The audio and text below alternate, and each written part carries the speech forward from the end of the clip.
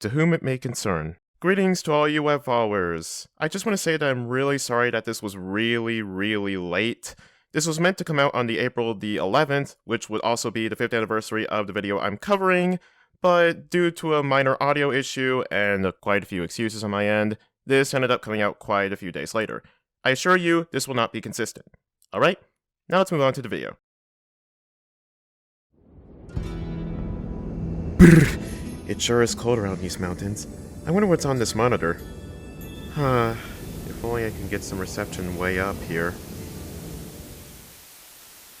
Hello, ladies and gentlemen. Today we have some stories to tell. These are the adventures of a commentator and a reviewer who could almost snap his neck in two. A story of barbarians and monsters, a magical musical tale that you aren't going to want to miss out on. Our characters today in these tales will be played by Doodletones, who was awfully casted to play Yui, a brown-haired happy-go-lucky girl who was absolutely moey, and Ben the Loony, who will be playing himself. Looks like it's time for me to play the straight man. Don't miss your deadline again, Yui, or it's to the Himalayas with ya! Looks like my personal surround sound radio has finally arrived. Time to jump into this ordeal before we all get brain freeze!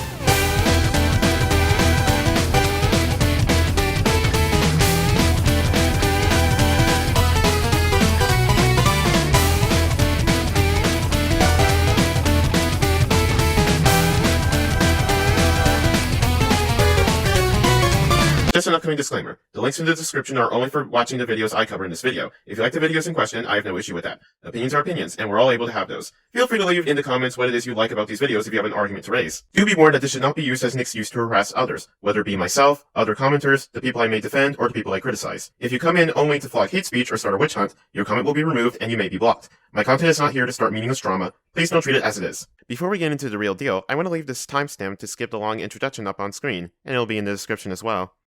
Greetings, all you wondrous wanderers on the web. You've now tuned your brain to your local Skeeter Mania channel. Tune your brain into our big show, and remember, all fundamentalists are— Get out of here, DJ! Had to let that go uncensored. The FCC would have been in my ass for letting the M-word slip on radio, and there's no way I'm moving my brand to television. Anyways, welcome to the very first commentary on my channel, everybody. So here's some context to get started. I watch slideshow commentaries every now and then, and one of my favorite YouTubers who does these videos is a commentator by the name of Doodletones, who's been doing these videos for around 5 years. If you've seen my previous video and you're associated with the commentary community, you'll notice I put in a cheeky reference to an old shame. One of the very first videos of hers I've seen is her commentary on longtime cartoon enthusiast and critic Ben the Loony, a video that will have come exactly 5 years before this one. As of upload, of course. Now you might be asking, why am I responding to a video so old? Glad you asked, mate! For the answer, we must flash back roughly 1.5 years prior to now. Recently, Doodle has done a video where she ranked every single video in her first season of commentaries. While she's given the vast majority of them low ratings, the Ben the Loony commentary was an anomaly. It was one of only 4 commentaries to get a 4-star rating. Needless to say, this aroused my attention quite a bit. Looking back at this video, it's become clear that I really disagree with this rating, and here I'm ready to figure that out. Doodle, my girl, if you're watching this video, do note that I have no ill will towards you, and I won't be here to judge your current commentating skills on something so old. But if the rating says anything, you still hold it up to that standard, so whatever criticisms I bring up in this commentary may still be relevant to what you do nowadays. What I mainly hope to do is come off as one of your few critics who doesn't cover one of your videos simply out of spite. Somewhat of a second just a robot, if you will. Also, while this particular video has been commentated on by someone called Phantom Strider Clone, who now goes by the name Nero, their video has been deleted from YouTube long ago, so consider this the first real commentary to be done on such an old video of yours. Anyways, here are the degrees and the characters being used. As a final precursor, I want to make it known that not every point I have against Doodle is built to refute what she says, but they may simply be questions posed that I like answered. With no further ado, Cerebellum activate!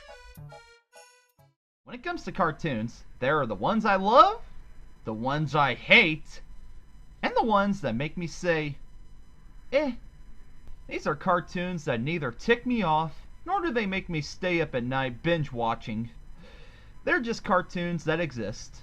I watch them, and then I go and actually do something productive with my time. You're a cartoon reviewer. I don't know if you do it for money or not, or even if you do it full time, but you're a reviewer nonetheless. And a cartoon reviewer at that. Being productive with your time is watching cartoons. Otherwise, why do you review?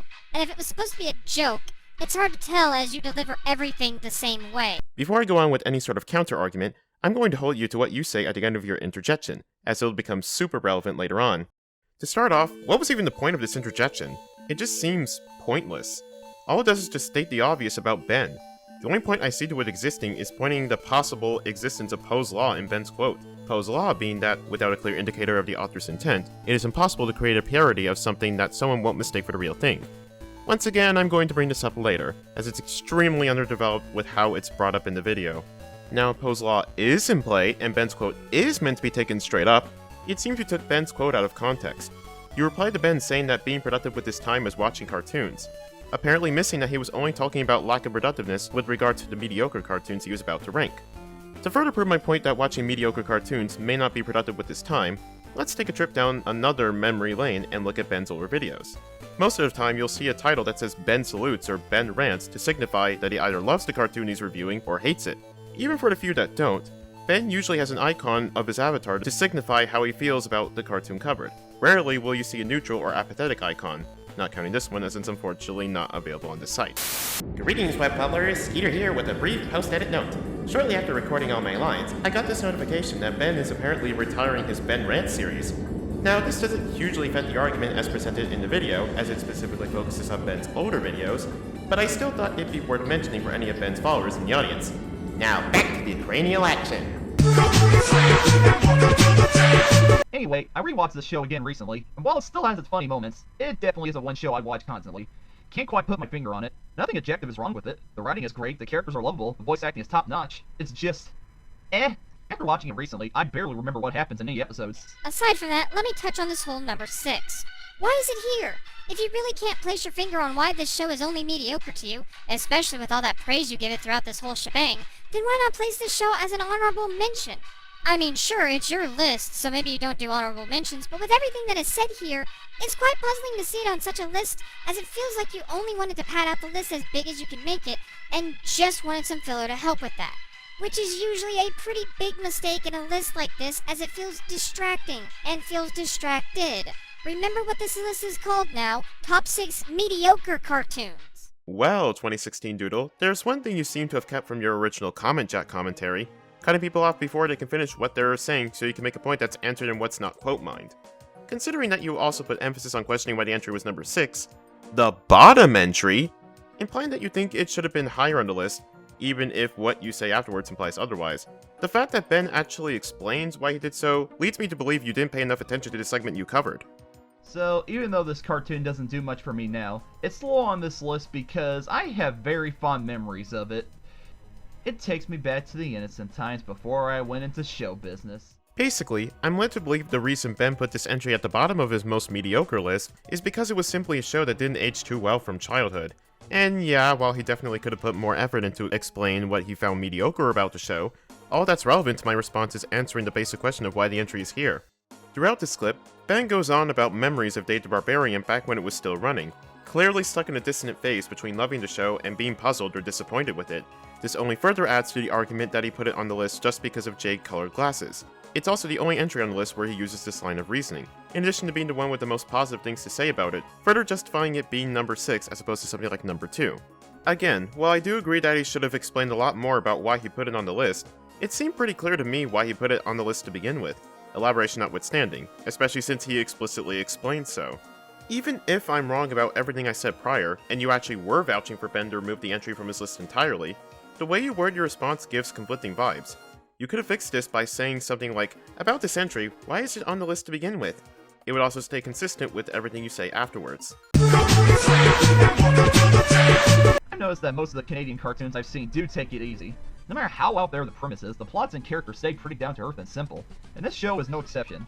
I tried giving this show a chance after hearing Rebel Texas saying he loves it, but it was hard for me to get through. I didn't exactly hate it, but I felt I could have been watching something else with my time. However, the humor is cute and innocent, the art style is dark and moody while still being fun to look at, and I really am a fan of the character Misery. I'd watch it. This is a show that I might watch on occasion, especially around Halloween time, but it's just too ordinary to get me watching over and over again. Canada, thank you for ice hockey, but work on making your animations more interesting, please. So, wait, it was hard for you to get through, but you're still going to watch it. I'm sensing a bit of contradiction here. How's what Ben said a contradiction exactly? It's not like you explained how this is a contradiction in any way, and I'm not in the mood for engaging in any sort of tea time. I prefer strawberries. What makes this even odder is that in your final thoughts, you accuse Ben of often contradicting himself, yet this is the only portion of the video where you call him out on contradicting himself, when not only could this easily not be one, but you don't even explain why. But assuming the onus is on my part to show that Ben may not have been contradicting himself, as I may have put myself in the position of bearing the burden of proof, I may as well give my best argument. Just because something may be hard to get through doesn't mean the person may not want to still watch it on the occasion, at least if Ben's wording is anything to go by. To use myself as an example, there are parts of shows I find a pain to watch, mostly because they're slow-paced emotional scenes or overacted scenes from anime. But despite these, I continue to watch the shows in hopes that it gets better from there. Clannad is a premier example of that. Even taking the devil's advocate approach of Ben contradicting himself, again, you don't explain how.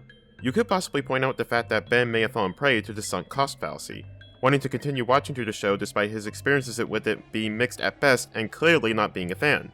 However, the fact that Ben says in the intro, "I watched him, then go do something productive with my life," debunks this accusation, especially since even in the segment you left in, he says that he only watches the show on occasion.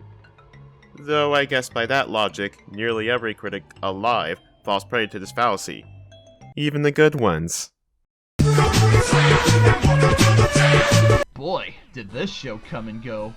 I remember when it was coming out in 2006, Cartoon Network hyped the crap out of it, with a whole time slot on Fridays being dedicated to the premiere of it. They even aired the pilot episode in theaters as a movie, showing commercials of people camping outside to see it. Hey Ben, ever get the impression that hyperbole was involved in the making of those commercials? Since, about 5 seconds of research shows that it never aired in theaters, and that's assuming that you aren't making these commercials up anyway, as I can't find any of those commercials. Oh, 2016 Doodle. You wouldn't find out how wrong you would become about this come 2019. So I did the research myself, and lo and behold, I actually found a clip of the commercial Ben was alluding to. Watch and weep. We've been out here forever. Is today the day? I don't know. This is gonna be so cool. Yeah, the coolest ever. Chris Brown is gonna perform. And Andre 3000 is gonna be there. This is definitely worth camping out for. Oh, you best believe it's going down. Live from Atlanta, Georgia, it's the Class of 3000 Premiere Throwdown, starring Andre 3000, with performances by Chris Brown, next Friday at 7 on Cartoon Network. I thought it was barbecue chips. This only took me about 10 minutes to look up, by the way. Now, your past self had somewhat of an excuse. The clip I just showcased came from a YouTube video that was uploaded in February of 2017, meaning it was uploaded almost a full year after your commentary. However, once again, I direct you to your Series 1 look back, which came out 2 years after the clip was uploaded, and you clearly still stand by this video given the rating. So I still feel justified in using this clip to prove you wrong and Ben right. Now, while you could chalk it up to poor wording on Ben's segment, as he seems to imply that Class of 3000 actually did air in theaters when it was just a part of the commercial gimmick, he's technically the one who's right here. He's also right about the show live premiering with an hour-long TV movie. Link in description. When's this gonna be done already? Keep calm, Skeeter. You still have 7 minutes left in this to go. Let's pick up the slack. Time's a-wasting. Gee, Cartoon Network must really be proud of this show. It's going to be the greatest thing they ever created! It was canceled after 28 episodes. Huh. Alright then. Are you aware of why the show was canceled after 28 episodes? It was due to a never-kicked-off show called The Music Factory of the 90s, which was pitched to Cartoon Network by Timothy McGee. McGee thought that Andre broke trade secrets and got the show canceled by lawsuits. If you knew that, then that's fine. However, you don't fill us in about why the show was canceled after 28 episodes. In fact, with your reaction to it only having 28 episodes, it made it seem like you thought the show was canceled because it was bad. So either you didn't do your research at all, showing how actually lazy you are as a reviewer, or you don't want to fill your audience in on this information showing how bad you actually are as a reviewer. Either way, you're showing you're bad. Go back to Russia. So, in your either-or conundrum, it seems you're getting onto Ben's case for not explaining why it is Class of 3000 got cancelled. But here's my question. Why does he need to? Going off the title and criteria of his video, the premise is supposed to be covering what it is he finds mediocre about shows. Whether or not he knows why the show got cancelled would be completely irrelevant here, so I have no idea why you're hopping on about this. I even remember you recently bringing up research relative to a review and how you say it isn't really necessary for a review of this magnitude. Research isn't necessary for a review. I mean, sure, it would make the review better, but it's not an absolute requirement. Sure. To an extent, I get that. Technically, yes, research isn't necessarily required for a review like this, but it does come off as really sloppy if you were to, as an example, dive into the middle of an anime plot without any idea to what's going on and say the show is bad because of it. That's really all I'm saying. Even accounting for the exception you made in the clip, Ben didn't dive deep into why the show was cancelled. From the way the line was delivered, it seemed more like an aside comment. Beyond that, this very much seemed to be a personal experience for him, which fits right in with this criteria. Right after the part where you cut him off, he talks about how he missed out on experiencing the show due to its abrupt cancellation. As far as research, all that's necessary here is watching the show itself. As far as filling his audience in, once again, he just needs to explain why the show is just mediocre to him. That said, even giving Ben this benefit of the doubt, he still screws up in this segment. Aside from his snide comment about complimenting Cartoon Network for supposedly trying something unique, only to realize they've done so before Class of 3000 with Hi Hi Puffy Amayumi, a personal favorite of his, which, once again, is a part of his section you left out, Ben hardly talks about the show itself. He gives some praise, but otherwise falls into the trap of barely elaborating on the mediocre aspects, even less so than with the David the Barbarian entry. Tuning back into you, Doodle, I should also mention that unlike the other two segments of the video you covered, Ben doesn't pull any claims out of his ass. All he says was, it was cancelled after such and such amount of episodes, and that was it. Once again, he incurs no burden of proof. Now, there is one part of this segment that intrigued me. You bring up that Ben's reaction may lead one to think Class of 3000 was cancelled because it was mediocre, which I guess is a fair point in the vacuum. However, once again, I fail to see how this connects to his lack of elaboration on the show's cancellation. If anything, I think the bigger cause of that unforced error is what he says afterwards about his general statement of a show not living up to its hype and resulting in it being liked by not many. And you already refuted him there, so I have nothing more to add. And if you want Ben to emigrate to Russia, remember, in Soviet Russia, the viewer commentates on you. Chalkzone. People have been requesting me to talk about this cartoon since I started reviewing animation. Well, wish granted.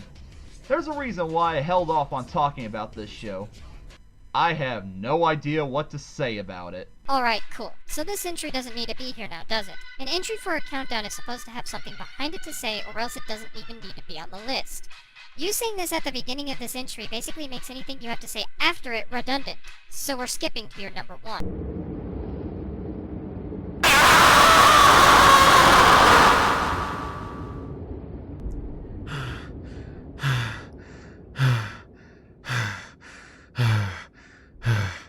Calm down, Skeeter.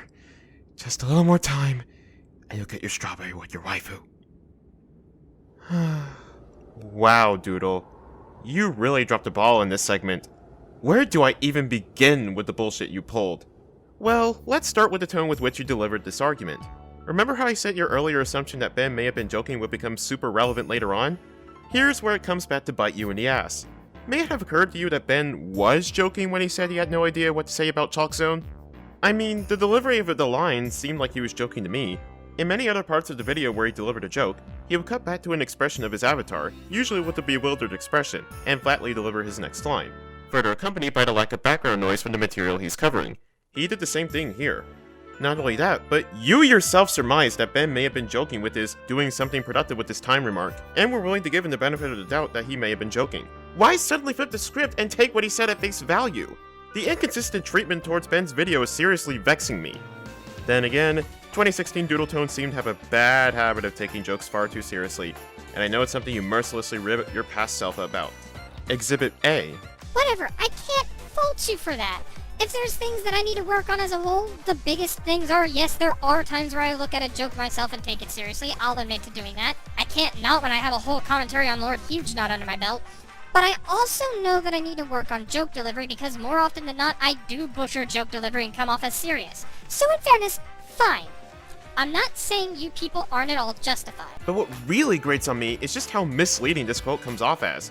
To play devil's advocate for a moment with regards to Ben's line not being meant as a joke, you make the argument that Ben's Chalkzone entry doesn't need to be on the list, and then you follow up by telling him that if an entry doesn't have something to say about itself, it doesn't belong on the list. Disregarding how much of a non sequitur it is from the initial argument, what you're saying here flies contradictory to the very segment of the video you're covering! Ben does, in fact, explain why he put the entry on the list. By your logic, then, doesn't this entry deserve to be on the list, then? Now here's proof. It was another Nickelodeon show that I watched as a kid, but even then, it bored me. The idea is about a boy who was able to enter the world of a chalkboard and hang around with all the chalk drawings. How originally creative is that? As originally creative as the idea itself, as the show really doesn't take full advantage of its premise. A problem arises in Chalkzone. Rudy, his best friend Penny, and his creation Snap all have to save the day. While the show's premise did lead to some great plots, I think the main problem with it is the characters and humor. None of these characters are really that interesting, and the humor really isn't anything to write home about. I can't exactly hate the show as there's nothing really infuriating about it. It's just... Unlike the other cartoons on this list, this is one I will not find myself watching again. I remember it well enough, as it came out at a time when Nick aired more than just constant SpongeBob reruns. When there was a new Nicktoon on, you constantly saw reruns of it, even if it only had one episode. So, I saw enough of this show's episodes to have them burned into my head. And I can remind myself of what it was all about. Chalkzone. If not, way to mislead your audience then! Especially since your follow-up point implies that you do know that he explains himself later in the entry. Now, what was it you said about Ben not wanting to fill his audience in on information? Speaking of the follow-up, how does Ben saying, "I have no idea what to say about this," make the elaboration of his entry redundant? Even if Ben wasn't joking straight up, his tone makes it clear to me that he's being somewhat exaggeratory, so it's highly likely this line wasn't meant to be taken literally. As an additional argument, Ben's quote could be taken as, "I have no idea what to say about the show, but whatever, I'll give it a try." This is a pretty reasonable assumption to make because Ben elaborated further despite what you seem to communicate to your audience. Now I have no idea how this mishap came about. Did you just hear something that triggered you to act impulsively and not approach this more logically or less condescendingly? Did your old reviewing days lead you to act more like a perfectionist and impose your ideologies on other reviewers? Regardless of what it was, this was just not acceptable. A part of me thinks that you made this response short to make it work with the 5 minutes left that immediately preceded the segment. However, there were roughly 3 minutes left in your video by that timestamp, so that can't be the reason. Then I went to Ben's video to see if this time-based joke applied, but nope! One final prediction I have is that you didn't want to cover Ben's Chalkzone entry because you'd never seen it, and you just wanted to cover the segment because you had something gratuitous to say. However, given what you said in a later video, in fact, literally 3 commentaries after this one, this is clearly not the case. I'm only explaining this because this is my second time looking at a countdown, and my first one where I have not experienced all the entries for this list. So knowing that you have seen Chalkzone before, why not criticize anything about the entry itself? You could, for example, maybe point out that Ben's issues with the show mostly arise from the opening of the show, and that the show takes more advantage of its premise later on. But if that's the case, you probably end up repeating yourself from the Ruby Gloom entry, so maybe it's fine you didn't say anything. However, you shouldn't have used that as an excuse to make an invalid point against him and mislead your audience. That's just plain destructive criticism. In fact, I came up with something that you could have used against Ben here that doesn't require you to watch Chalkzone yourself, doesn't end up misleading your audience, and actually gives more of a purpose for your earlier comment about whether he was joking or not. You'd eventually end up doing this in your Demon Rants commentary, and you rate that commentary lower than this one. Pardon the sudden change in vocal pitch, but I'll try to deliver this in the most Doodletones way possible. Just a question here, Ben. Was this line meant to be taken dead seriously, or was this intended to be exaggeratory or a joke? If so, this brings me back to what I said about your being productive remark. It's kinda hard to tell if you're joking or not. You still end up delivering this line with such a flat delivery, I may as well be watching a Christopher Walken film. Because of this delivery, some people watching your video may immediately think you're immediately making yourself redundant by using this line as a segue to the rest of your segment. Apparently, some guy named Mania pointed out that I may have done the exact same in an alternate universe. Cosmology jokes aside, review your videos, Ben. Work on your joke delivery. Make it more obvious that you're delivering a joke by slightly raising your voice and elongating your intonation. While some may have been able to tell that you were joking, at least in this universe, others, like myself, may not. TLDL, try again. There. I said it. Aside from the fact that you don't do shit all when it comes to research and oftentimes contradict yourself, this list was not one that even needed to be made. You're rating things based on how much you're indifferent about them, which is very something. I'm unsure how you rate things on such a criteria because these shows are ones that you don't love, don't hate, and don't even really care about. It's a list where technically everything would be number 1 if it was true to its name. Now it's time for my final thoughts. This outward dismissal of his video topic will be a great segue to that. 2016 Doodle, something leads me to think that some of your points were made simply because you were unfamiliar with the topic of Ben's video. The Dave the Barbarian segment makes this particularly clear. And while I don't know if you still stand by these final thoughts 5 years later, if you do, I'd like to present you another list made in the same vein as this one. Top 10 middle favorite Pokemon by a PokeTuber by the name of Aura Guardian. Now, this video came out in January of 2019, 3 years after your original commentary, so I wouldn't be able to use it as an example back when your com was released. However, your Series 1 retrospective came out in November of the same year, so GG. In this video, Aura ranks the top 10 Pokemon he feels the most indifferent towards. What he did was that he narrowed down his favorite and least favorite Pokemon until he reached the median of his opinion. Something tells me that this is what Ben was trying to do. Even his own criteria implies that he's simply ranking them until he reaches the median of quality or enjoyment, most likely from most positive to least positive if his number 6 leading to his number 1 is anything to go by. Beyond that, let's get into the rest of my thoughts. Well, what can I say about your 4-star rating other than I really disagree with it? this video wasn't that good.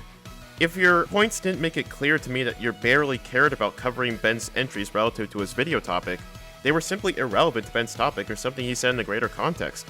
Personally, I give this somewhere between a 2 and 3 star review, probably closer to the latter score. Now, this video wasn't a total bust. Relative to many of the commentaries that came before it, of which there are 21, it's definitely a major improvement, particularly on the production side. Collabs aside, this was the first commentary where your footage actually takes up the full screen and doesn't leave distracting borders. Need I bring up this dead meme from 2016 to 2017? Beyond that, while this wasn't the first commentary you made to have a background, that actually be the one where you were criticized for the black borders, literally the previous one to this commentary, mind you, it certainly marked a major transition for your channel. Finally, this was the first video of yours to have background music, and it's really fitting that it's Rinky Dink by Dave Baby Cortez, which leads to my greatest praise of the video. I agree with you that your base concept for your video was honestly fantastic. Having it be done in the style of a radio show at a lonely campfire accompanied by a fast-talking host, making witty remarks relevant to each of Ben's entries really adds to the style of your presentation. In fact, so much that I decided to remix that concept for this commentary. On a joke-telling level, while you may have been inconsistent with regards to how you respond to Ben's jokes, your actual joke delivery is certainly less wooden than past attempts, and you keep up a solid pace. I especially liked your "go back to Russia" joke. As for the parts I skip, they certainly show your ability to actually stay focused on the video when you really zero in, so to speak. This video could have used a lot more of that. Now, after brainstorming every single argument to raise towards your video, I started to wonder why it is you gave this commentary one of the highest scores out of all of Series 1. Then I decided to watch the video again. One of the things you mentioned about the second to last commentary in the playlist is that, along with your other 4-star commentaries, it can be considered a palate cleanser, a diamond in the rough of mostly crappy commentaries. However, a palate cleanser on its own has only a bland taste, and this perfectly sums up my thoughts on this video. While certainly better than a lot of the videos in Series 1, it still contained a few traces of what you would consider to be some of the worst you put out in the same year, namely, cutting people off too early and taking jokes too seriously. Seeing as how you constantly rivet your past self for taking jokes too seriously, especially in a specific commentary, it's understandable why you'd rank a video that had good jokes in it so highly. If you have anything to bring up with regards to the rating, do so in the comments. Now, before I head off to the ending promotion, I'd like to share the biggest reason why I made this commentary. For the whole, I guess, 137 of you who may have come from my Pokemon video, in the past, Doodle has gotten quite a bit of harassment for some of her biggest shames. She's widely lambasted many commentaries on her because they seem to be built completely out of spite and don't care to actually help her fix her issues. My motivation is similar to the aforementioned Just a Robot, to actually be constructive in my critique in comparison to our other detractors. Here's some isolated clips to better get my point across. Okay, can I just say, with a few outliers that correct me on small things, after February, there had been rarely any good commentaries on me. They always just kind of seem to hold some sort of grudge as if I'm the worst thing on earth. Try to use try again against me without actually understanding the actual purpose behind the catchphrase and why I say it as often as I do, or kind of just meander on saying that it didn't debunk their points without actually explaining why what I say didn't actually debunk them. Just a Robot's video on me is one of the most important videos for me. As much as it may not have looked to be the case the year that situation happened, I did look at Jar's video as valid critique that was made not out of any sort of negative feelings towards me, but because he genuinely found issues with my video. And to be honest, that's probably the last video that I can think of that covers an entire commentary of mine that was like this and was good because of it. Jar's video is good. Flawed, I'll admit, but good. And as time goes on, I appreciate it more for what it is because there are way too many videos on me, especially nowadays, that come out with a vendetta because they have a grudge against me, because they don't like me for some sort of arbitrary reason or for something that happened years ago. And like, I get it. I'm not that good of a content creator, or as a person. My history is absolutely destroyed, and maybe I'm not doing that great at becoming a better person. I don't discount these possibilities, but to sit here and choose destruction over critique is why it seems like 2017 I haven't taken any criticism. It's not because I can't. In fact, literally my video on Xenon Quark was me practically begging for it. But it feels this way because people haven't given me a reason to feel like their critique comes off as genuine or from a place of me wanting to get better, over wanting to tear me down and demoralize me until I go offline. That's why I feel your video, Sylveon, is, as of this moment, the worst video to have been done on me. Though I'm not going to count your video on confessions out of the runnings just yet because, well, we'll see soon enough, I guess. But your video was made purely on the back of disdain and spite against me because of dramas that happened years ago, and then you sent vindication against me to drive this video into lazy plagiarism, sometimes in ways that drag even Jar's video down with you, shining a light with problems that his video had on me in hindsight, and otherwise half-assing his points so spectacularly to the point of invalidation. And honestly, I think that just exacerbates the problem with doing a commentary like this. To better fit with the theme of plagiarism in this video, let me take from a once great commentator who had a speech just for a situation like this, because I feel it's prevalent to the situation. You're trying to do the exact opposite of what commentators are meant to do to and follow the commentator stereotype as an obnoxious, destructive tool with no real intent to help others, but with the intent to tear others down. Listen, I just want to get real with you guys for a second. I know I come off as pretty sarcastic and occasionally douchey in some of my videos, but I make these videos to help, not drive away. Now, I'm not saying you can't just make videos to debate, but when destroying someone's image or tearing another person down like you did here is your main priority, which you pretty much flat out said was the case, then sorry sir, you get no respect from me, try again. Well, that pretty much does it. Cerebellum deactivate. So to differentiate myself from other commentators in this community, I like to leave a poll in the description. Tell me about your thoughts on this video, your thoughts on Doodle's video, your thoughts on Ben's video, and send requests for other videos. I'll reveal the results to that poll next week. Greetings, Wanderers. Post-edit Skeeter here with another edit what it saw. So, sometime after I got done with all the recording for this video, Doodle had just released her look back at Series 2. One joke present much earlier in the video is based on the look back video. Consider this an unofficial promotion of the video if you hadn't seen it yet. To Doodle, if you're watching this, like I said previously, feel free to leave me informed on anything I may have missed in the video or what you felt was wrong with it. I'd even appreciate a Twitter combo, on the basis that you didn't blog me for reasons undisclosed to me! But in all seriousness, I'd especially appreciate your input. Back to the non-cranial action! Now we're done. If you enjoyed my first commentary, leave a like and subscribe. I'll continue uploading commentaries to my channel and cover some pretty spicy content. For those that came from my Pokemon videos, here's a playlist of that. This is Skeeter Mania saying, stay smart, stay safe, and examine your limits. Take care, everybody!